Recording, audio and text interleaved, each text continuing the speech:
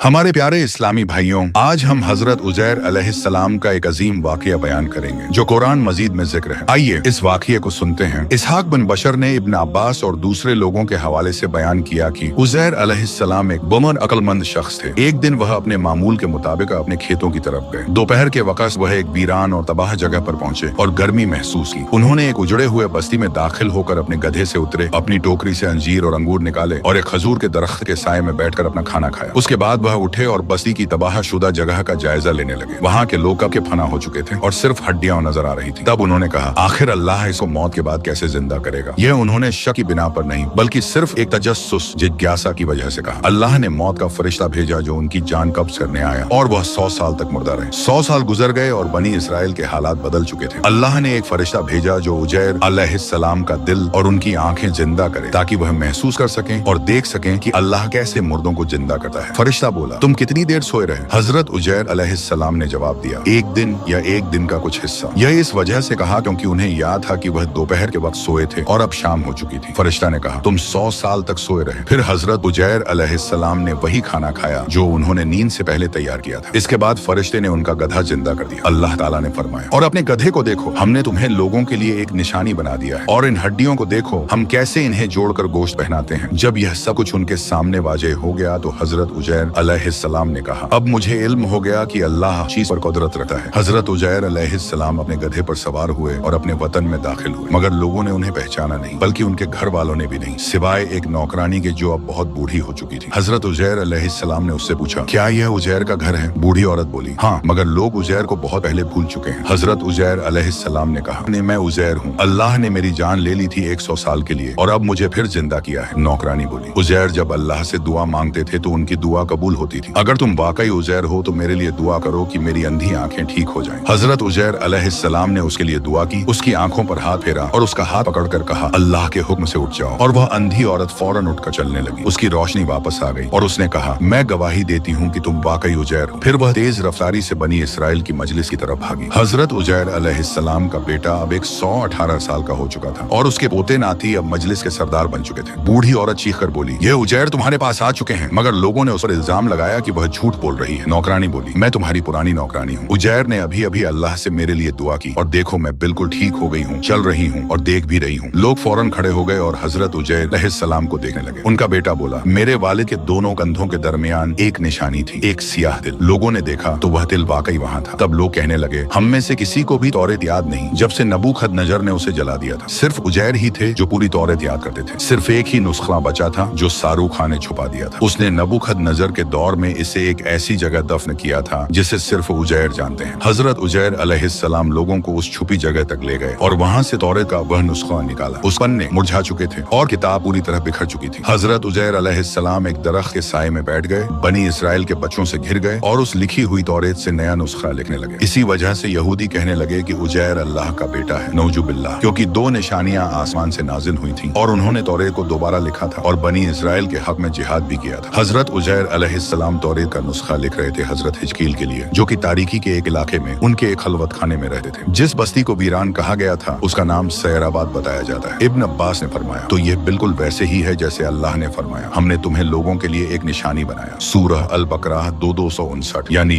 हजरत उजैर अलैहिस्सलाम बनी इसराइल के लिए एक निशानी बने क्योंकि वह अपने बुजुर्ग औलाद के दरमियान बैठे थे जो सब बूढ़े हो चुके थे, मगर वह खुद एक जवान आदमी की शक्ल में थे। 40 साल की उम्र में वफात पा गए थे और अल्लाह ने उन्हें फिर से जिंदा किया तो वही उम्र दी जिस दिन वह वफात पाए थे।